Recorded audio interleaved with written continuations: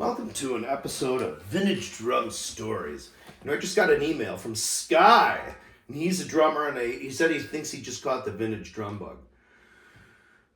Yes, the vintage drums. Oh my God, it is so nifty. I remember anyway, here, where should we start? I have stories. If you look on YouTube here and type in Bonzolium, which is the name of the channel, my name is Terry Keating. Vintage drums, you'll see tons of videos. I'm telling you, over the years, I mean, as some of you know, I'm a hoarder. I used to be. I cleaned out the Bonzolium studios. There's still stuff there, but I'm telling you, it used to be a freaking jungle. Oh my God. Sorry, Quakes the Clown. I just taught a lesson, and I'm coming out here chilling. I just saw the email. All right, so I have the stories about...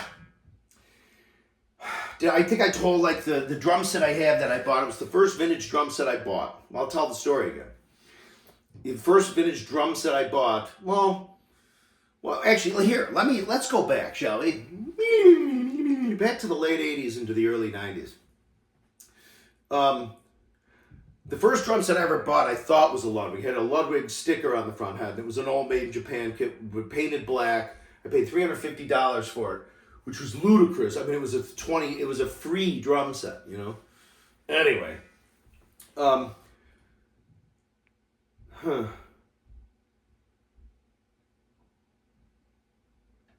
That is true. God, maybe that's... But it was latent. Like, I didn't get the vintage drum. Like, I wasn't like, gosh, damn it, I got ripped off so bad on that deal. I should find myself... So what happened was, what did I do? I ended up getting myself a Pearl Export, which was a couple of years old at the time. It was a 22, 12, 13, 16. 10 by 12 in those days. If you remember in the 80s into the 90s, it was all 10 by 12, 11 by 13 for the love of God. Then that 12 by 14 hanging floor or whatever. But this kit was a 16, it was a floor tom exports. They were very durable. And then what happened was I had those for a while. In fact, I think I played the Pearl Export all the way up until 94. And I'm serious here. So probably up till I was about 25, I wasn't much of a vintage drum collector. Maybe 22 or 3. But what happened is I saw, if you can believe it, I saw a clip of Lenny Kravitz. And it was like a documentary he had kind of fresh out at the time, maybe. And he was sitting in a loft and he's banging on a green sparkle Ludwig. And I was like, oh my God, a green sparkle Ludwig. You know, Bonham played those. And we used to have one at St. Edmunds, a school I grew up. God, I wonder what happened to those. I went back looking for them. Anyway, but what happened was, so yeah, he was playing a green sparkle. And I'm like, you know what? I said, I think I'm going to check that out. So this would have been 91-ish, maybe, 92. I looked in the trading times. If anybody from Chicago were back in those days, there were these trading papers that often, I think they were free, or you buy it for you buy it. You buy it for $1 or whatever. But you if you placed an ad, if you sold it, you're supposed to give them a percentage of what you sold. God love them. And there used to be pages and pages of drums. Like I remember the first time, probably in 1980, I remember looking at, because I had all the old drum catalogs. That's funny how I didn't get into actual vintage drums till later. Anyway, oh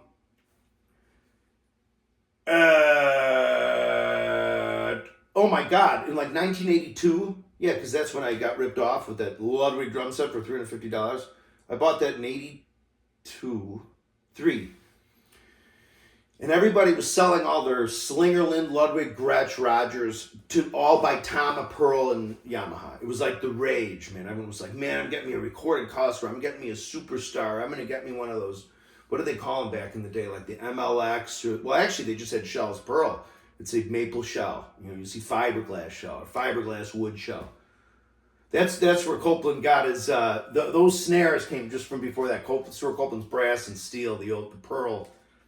Anyway, often I used to always call them Jupiters, even though it's not the Jupiter model. I just felt like it was easier just to refer to it as a Jupiter. I know there's probably a lot of diehard Pearl people like, gosh damn it, super sensitive is not a supraphonic, gosh damn it. Anyway, so what happened is looking through, I saw Red Sparkle. As soon as I saw Red Sparkle, that's it.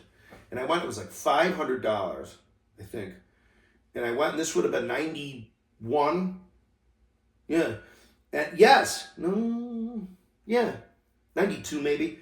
And I went there, and it was in Pilsen or something, and it was a club date, a Red Sparkle club date, 2012-14, which I've never really seen before. Like, I knew they were genuine. And what happened was is the person decided they wanted a 13-inch rack tom. So they ordered from Ludwig later a 9x13, which was 6-ply.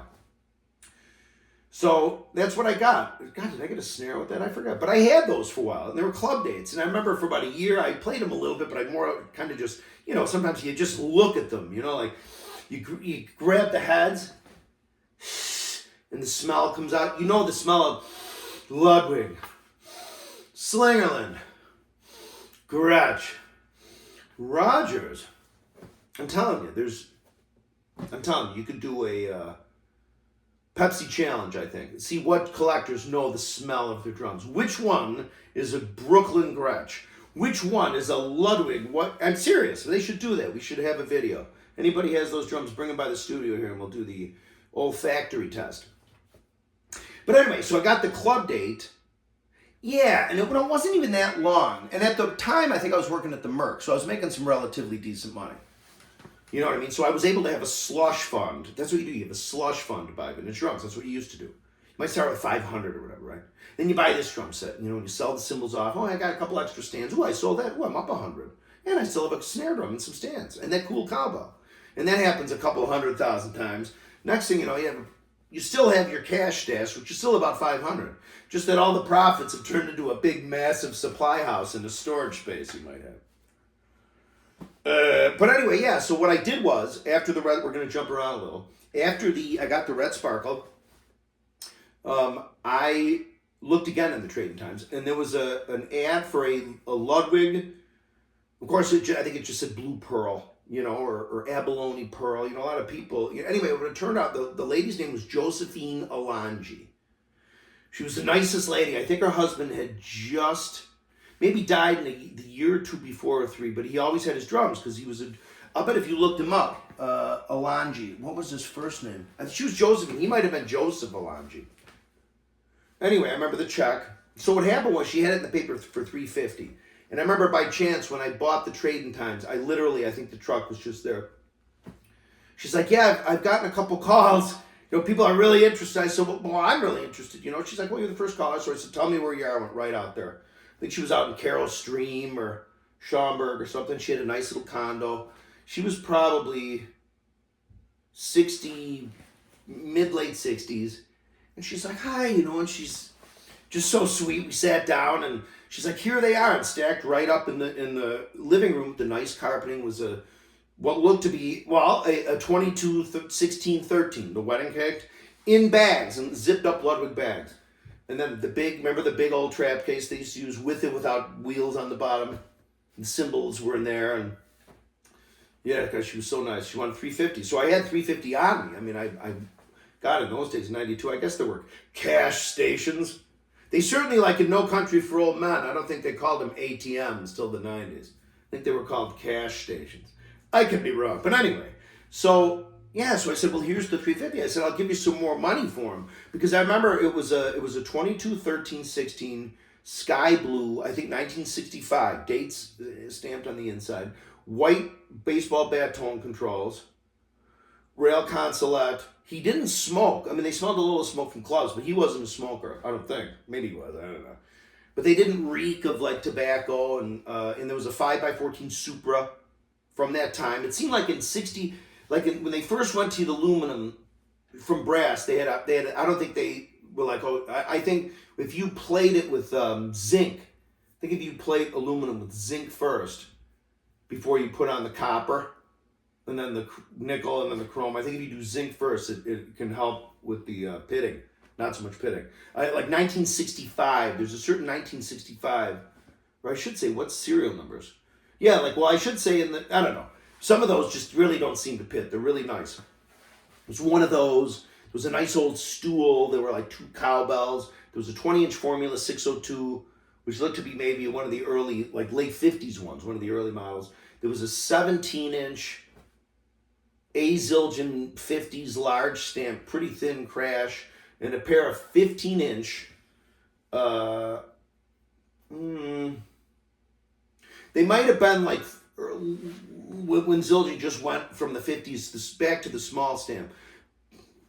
I don't know. I remember a smaller stamp, but they did seem more 50s-ish. You know what I mean? Like lathe chatter and some lathing on it was just real fine versus the wide, you know. Anyhow, so that was it. I got that. And that's when I ended up selling through a fella to the guy in Oasis. A guy in Oasis bought that the three pieces.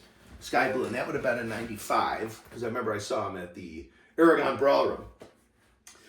All right, so then so just vintage drum stories. Let me see. Well, all right, here are some parallels. See, now it's a lot easier because, there's Facebook this. Well, I mean, it's harder in the sense because everybody, people would say, well, everybody now knows what they have. Back in the old days, you would go, oh, you want $10 for that Black Beauty? Old lady eating that cat food, here's a fin. You know what I mean? I think there were people that used to do that. Anyway, Josephine Logic, God love her. So I sent her a check, I think, for another $350 when I got home. So, just because at that time, I was very appreciative for them. I knew, I looked up, because they were still making the Blue Label 602s, and I remember looking at the cymbal price, for one of those. I was like, holy shit, And, but anyway, that was nice. I had those for a while, and I didn't really play them in a band. I just played them at my apartment at the time. My landlady upstairs was cool, let me play them in the basement. Then I got a big blue Vista Light Octoplus, 222s, and then from there it just kind of went all like I was buying left and right. You know what I mean? I remember having a big Slingerland 24, 14, 15, like it was neat with Slingerland because their 15-inch rack toms were 10 inches deep. I think you might have been able to, of course, order a 12 by 15, which is what Ludwig would offer. But they were, 10 by 14, 10 by 15. Very bev. But I remember coming across some old Ks. I remember a time going to a place, in fact, buying that Slingerland kit, the white Slingerland kit. I think what happened he's like, yeah, and here's the cymbals over here. And he opened up, remember those, they were like a big rectangle. Looking at it, had wheels. From the top, it was a smaller rectangle. There was the cymbal area, and then the thing on top, you put the sticks and mallets and stuff. Your Speed King broken down. And I remember he pulled a cymbal out. And he's like this. And by this point, God, what would that have been, 95 maybe? I knew I was looking at an old K. I was like, oh man. It was a 20. It was. And I swear to God, he's like, yeah. And he let go of it and went down in there. And I think, I ended up getting the stuff. I don't even know if I examined it until I got home. But yeah, it cracked. The 20-inch old K cracked when he dropped it in there. All right. But all kinds of stuff. Other times you go. I remember a time I didn't realize Black Oyster or Oyster Black Pearl for Ludwig was so valuable because I remember when we were kids, I remember seeing a couple growing up at somebody's house. Like I know this other family had, and they were Black Oyster because they saw the Beatles. You know what I mean? Maybe the Black Oyster might have been only really popular in the first year or two.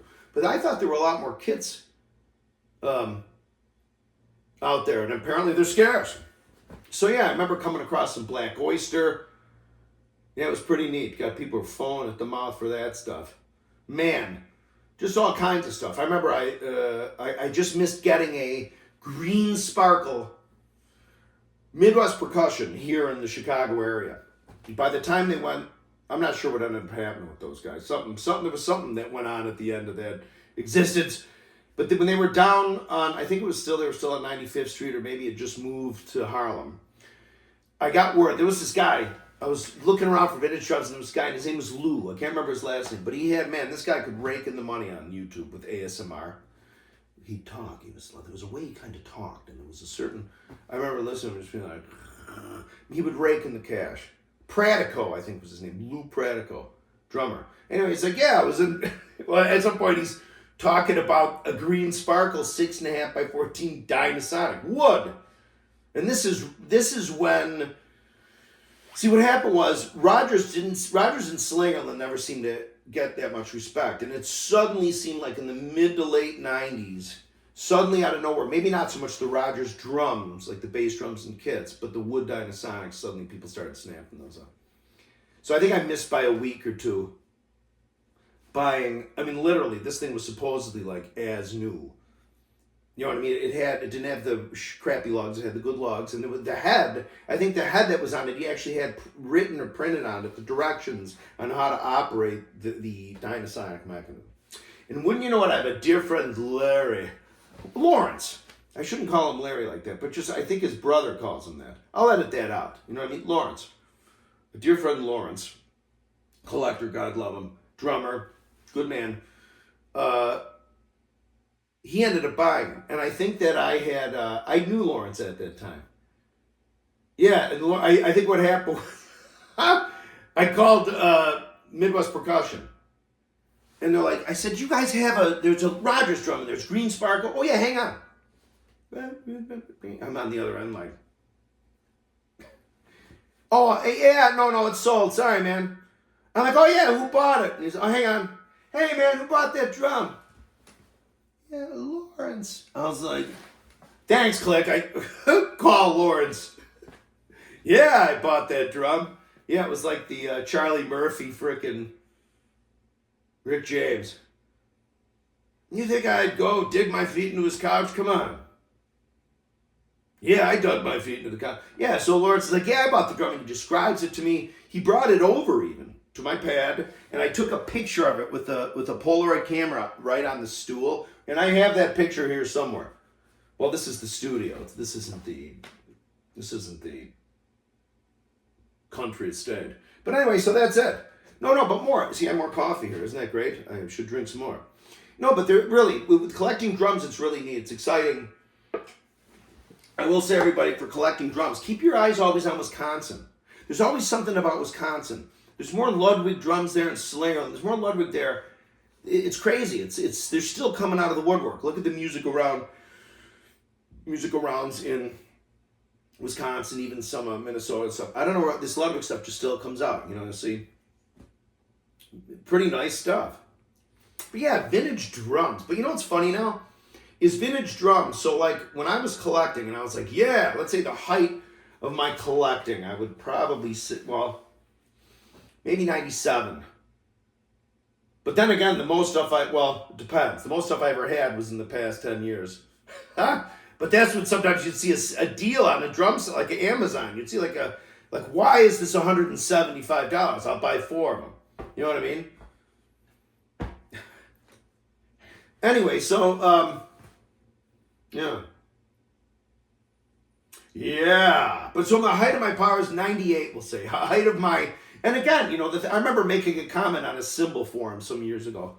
I said, I've literally held, owned, played, tasted thousands of cymbals. I did. I said thousands with an S. Now, maybe I was thinking, well, definitely 1,000. I'm not, you know, I mean, Jesus, at that time, I made the statement, I owned 120 cymbals.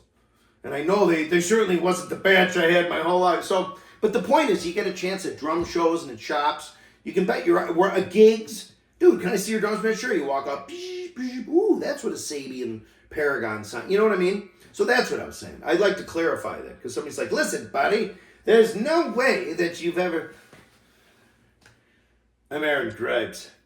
So, anyway, but yeah, the collecting, it's fantastic. But you know, the thing really is really, George Flutis of Bonhomology has a very healthy philosophy.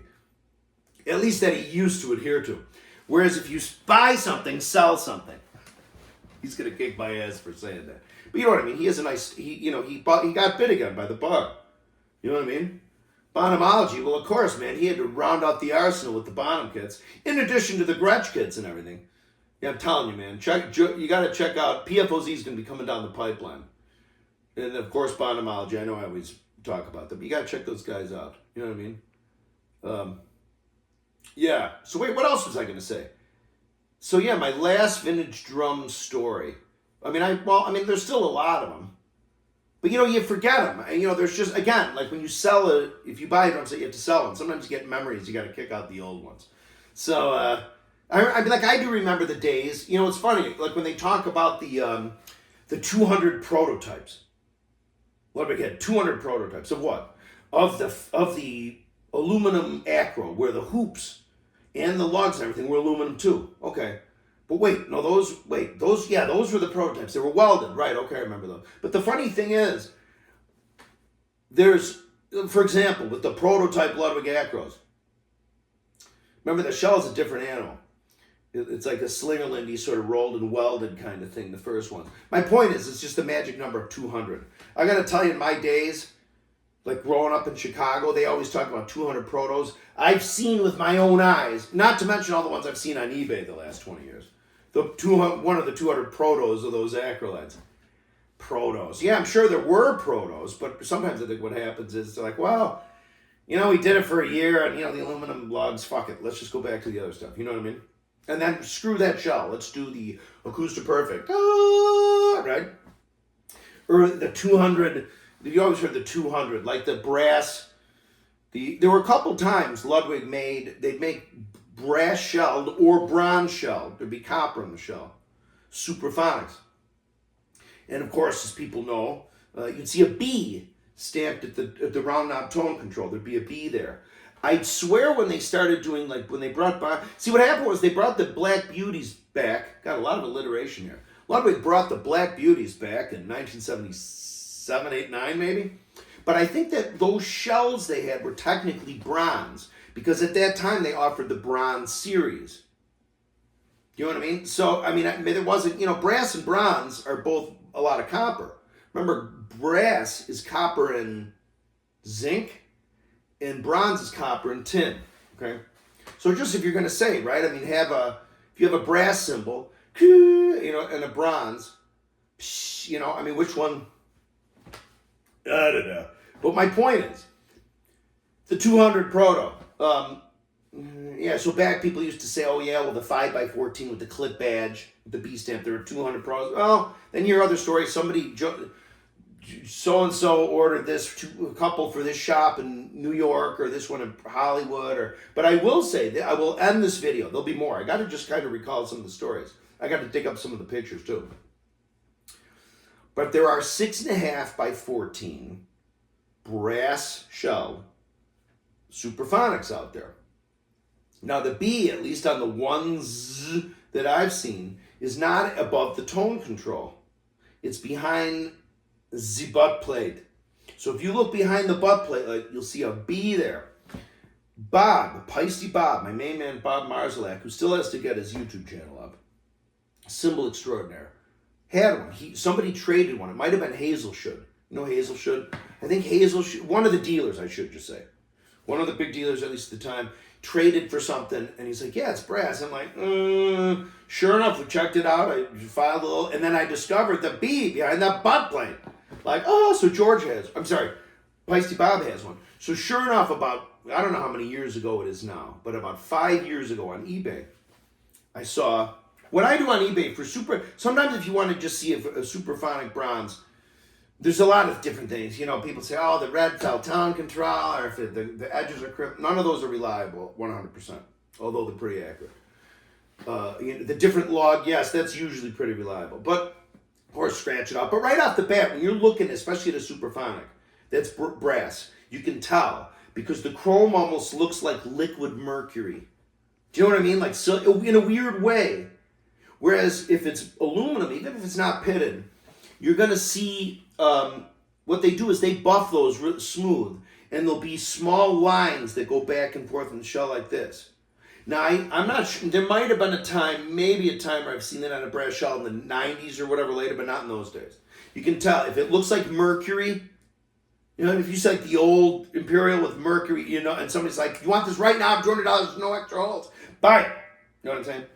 But yeah. But anyway, 6.5. So what you do is you can tell when you look at it. It's hard to explain. It's not. I just happen to have a pretty good set of, in the 2000s into the teens, I had a pretty good set of eyes for eBay. I could kind of tell what I was looking at. You know what I mean? And oftentimes I'm like, listen, that's brass, man. In fact, we're on George's story, the 6.5x14 brass drum. I actually emailed the seller. I said, listen, man. I said, I swear to God, I have the copy here somewhere. I said, is there a B behind the butt plate? Because, you don't know who this person is. It could be somebody who's starved or something. Whatever, it's their drum, I'm like, is there a B behind the butt plate? Because that sure looks like a brass drum. And he sent me an email back, I swear to God, and said, yes, there's a B behind the butt plate, but I don't think it's brass. So I was like, and at the time I was a little crunch for cash. It was $600.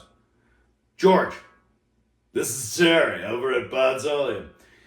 This drum, buy it. George buys it. So the only people I know for sure that each have one of these brass. Now when I say I'm sure it's from the early 70s, because the serial number is on, it's obviously it's a 6.5, it's a blue owl badge. And the serial number is like in the 765s. It's in the 7s, at least on 2 of these drums, the ones they have. And it has the spacers. Remember back through the 60s into the early mid-70s, they used to use a spacer on the Superphonics, super sensitives and acrylites, because there wasn't a wood shell to make up for the depth of the grommet. So finally, like 73 or 4, they're like, well, all right, screw it, we'll get some separate grommets for those drums, the thinner ones, But there was spacers, so they have spacers. Yeah. Isn't that funny? So you look at the video of me and Peisty Bob and George at my house. Like, those 2 people each have one. I'm telling you. And I have pictures here. Anyway, so that's it. I don't think I'm going to do my second lesson. I think that they can't do it today. Yes, I know they can't. Adam, may your hand heal. And then Alan, I'll see you Tuesday. Kevin, just had the lesson. Great job today. Yeah, so that's it. So here we are on the Bonzolium channel. More videos coming, more action-packed. I'm going to make more action-packed. I want to get a camera person to... I don't want to... Like here we have... You know what I mean? Be nice to have somebody kind of... I hate to say it. Be nice if we just had somebody... It'd be fun to kind of be mobile. Anyway, thank you for sitting in the collecting stories. There's got to be one more collecting story. I mean, what's one... Oh, yeah, every so often... I remember, but even back in the day, you go to somebody's house and you'd be like, well, I remember one time in Oak Park, they had these 2 Slingerland radio. One was a Radio King, one was like a 50s, 60s jazz, or festival, I'm sorry. What do they used to even call those, the wood ones? The jazz festival version was Slingerland. Anyway, I said, well, listen, and this would have been 95 maybe. I said, well, yeah, they're Slingerland, they're older. I said, I told them the whole deal. I said, well, and at that time what had happened was there was like the sheet. Like people had mailing things where they, like sometimes you get the catalog, Ned Ingerman's Vintage Drum Center stuff, so you kind of knew maybe with at least the inflated value of stuff or the scarcity just depending on the price. And, there was a way to get sort of a market, not that efficient of a market. And there was Larry Levy's The Sheet, so there'd be papers, hey, selling this, looking for that, And, yeah, so I remember going in there and I'm like, well, I said, these Slinger Radio Kings are pretty hot now. I said, I don't know, maybe you could get 400 for maybe 400, maybe 500 if you went to the drum show, and then for this Radio King. But it was now somebody maybe they were super expensive now. And then the other one, maybe you get 200, I don't know, 150 or whatever at the time. And they're like, well, what can you pay me? I said, well, I don't know. I hate to say it, but maybe only $200. And they were like insulted. I'm sitting there thinking, I'm going to sit on these things. I'd have to sit and wait for somebody on, you know what I mean? I don't know. And they were like, every so often you're like, why can't you give me $700? I'm like, well, because they're worth that. Right, you know the routine. So that's it. And also now I was going to say, so in the 90s, God, I remember saying to some famous collectors, I'm like, yeah, man, there's going to come a time, the time of superstars, the old superstars, recorded customs, and the pros are going to come in. Yeah, I think it's still coming back. But think about that, man. So right now, if it's 1998, at the height of my collecting of, like vintage drumdom, how long ago was the changeover from brass super Ludwigs to Superphonics to 400s? That would have been, let's call it 62. I know people say 61, but then, I don't know, 61, 62. Let's just call it, for the love of God, call it 62. So 98 to 62. How many years is that? That is 36? Is that possible? Yeah, 36 years. All right, well, what's 36 years ago right now from 2024? 36 years ago is 1988. So that would be like right now talking about a drum made in 1998. Like, oh, the 98. And this, you know what I mean? Wouldn't it? Do I have that math right? Let's see, 90s, 60s. Yeah, I guess I do. All right, so more videos on the way. Sorry, it's dragging a little. More videos on the way. Please subscribe. Thank you. This is going to be an edit and a half.